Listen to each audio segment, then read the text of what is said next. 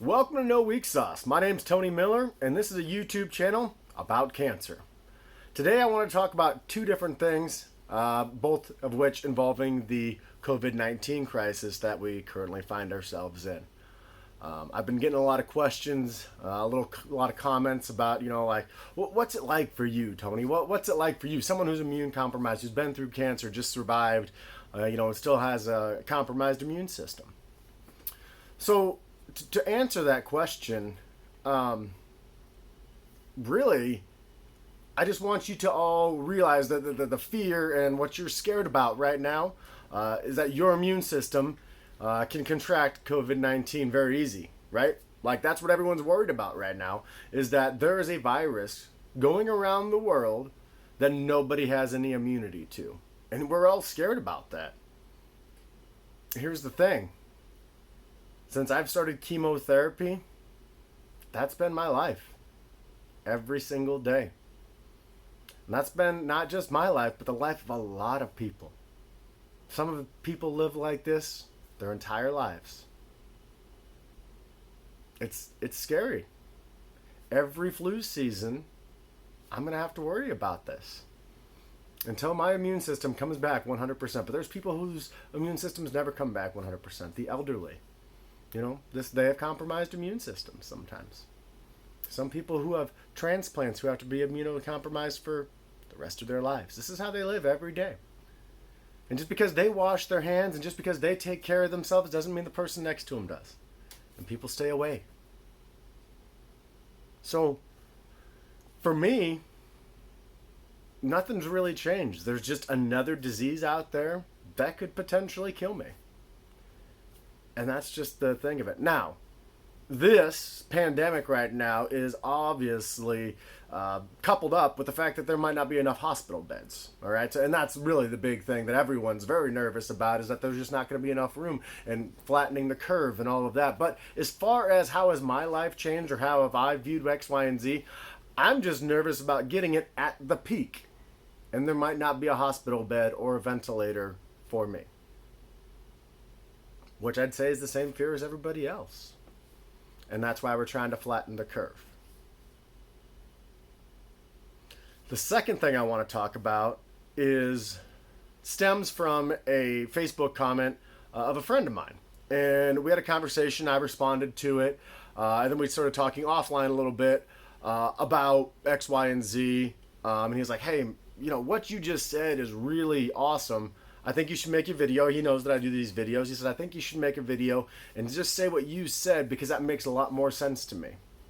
So I'm going to kind of explain the Facebook post, and then I will talk about how I responded, all right, and how I do view it. So the post is why, now you've seen a lot of these. The post is, why are we talking about the deaths and how many people have contracted it and how many people X, Y, and Z? Why aren't we talking about how many people survive?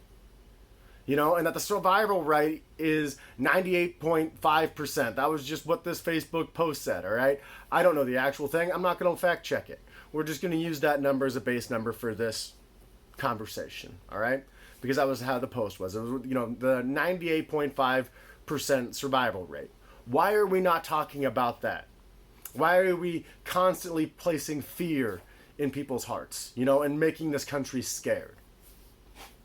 And frankly, even as a person who does, I've refused to watch the media now because I am scared. It's a scary thing to hear. However, the reason I am glad that we are pushing this, not talking about the 98 and the wonderful survival rate, which yes, it is a wonderful survival rate. And it's not much different than the flu. And the flu kills many more people, But the reason we're not talking about it is because if 98.5% of the people aren't scared, or if nobody is scared right now, and everybody is out there, all right, people will die. 1.5% of people will die. I could potentially die. And here's the best story that I can give, or the story that I did give. All right? My mother just had her birthday recently. Happy birthday, Mom. I love you. And they were doing one of those parade things. My brother's a firefighter. They brought the fire trucks out. We were all going to go by my mom's house. My mom lives about an hour away. And her birthday was on Saturday, and we were going to go see her. We were going to drive down on Saturday, just do the parade, and drive back. I'm going to stay in the car. That was the game plan, right? Friday night, my wife said, "Hey, Tony, I don't think we should go." I said, "Why not? We're going to stay in the car. Like, why wouldn't we go?" She said, "Well, because the kids, they're going to have to go to the bathroom. And that means we're going to have to stop at a rest area, or we're going to have to stop at a gas station, a side of the road gas station. And we're living in a time right now that we are very hyper sensitive to the situation, right? People are cleaning all the time. And I'm not saying that these places are dirty by any means, or we should shut them down, because truckers need these things. So I don't want this to get too read into, right? But my kids are going to have to stop and go to the bathroom. And they're going to have to go to a public place.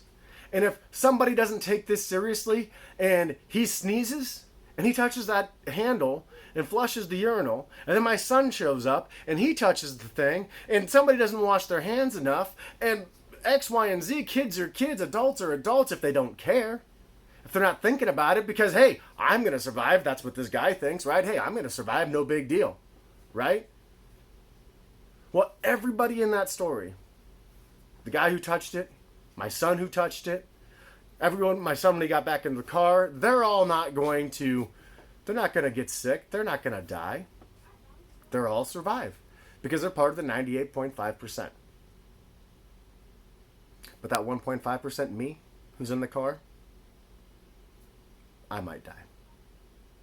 Grandmas and grandpas might die. It's scary. It's scary for me. It's scary for a lot of people. It's scary for healthy people right now. It's just a scary time. So those are the two things that kind of been talked about, brought up a lot in conversation with me. It's, Tony, how do you feel as an immune-compromised person? It's just another day, really. You kind of get a glimpse of what it's like to be immunocompromised. Everybody else does. And then why aren't we talking about the good, and why are we spreading so much fear? And why are so many people's livelihoods being affected by this? Because there's a lot of people's lives on the lines. And I'm one of them. And I know that there's a lot of people talking about the seniors in high school and things of that nature and how terrible it is. And it is, don't get me wrong. But imagine, seniors, that if you have your prom, all right? One, there's going to be a lot of grandmas and grandpas that want to take pictures because it is a very important time. It's a big deal. Everybody gets dressed up. I understand. Okay, but what if one person is sick at your senior prom, and then you take it home, or you take it to somebody else, and say somebody's mom or dad is immune compromised. My daughter's not a senior, but let's pretend she is a senior. Okay? And she went to the prom and she came home. And I got sick. She doesn't even feel sick. Everything's fine. Everybody was tested.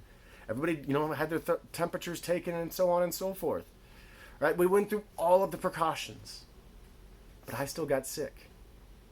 Is it more important to you to go to senior prom? Or is it more important to you that your dad can walk you down the aisle? And that you can have your son-mother dance? What is more important? And I'm not taking away the fact that it's not a time that is meaningful in our lives. I can understand that. I went to my senior prom. I got the pictures too. However, it was a lot more meaningful to me to dance with my mom at my wedding day than it was to go to my senior prom. So, I hope this kind of just brings a little bit of light to everybody else. Answers a lot of different questions. This is not the first time I've attempted to sit down and do this video. I've probably got about 3 or 4 of these because it's just a crazy time and I didn't know how I wanted to put it out there. So hopefully you like, share, comment, follow me. Other than that, man, to all of my cancer warriors, survivors, fighters, caregivers, just keep fighting the good fight. No weak sauce. F you, cancer.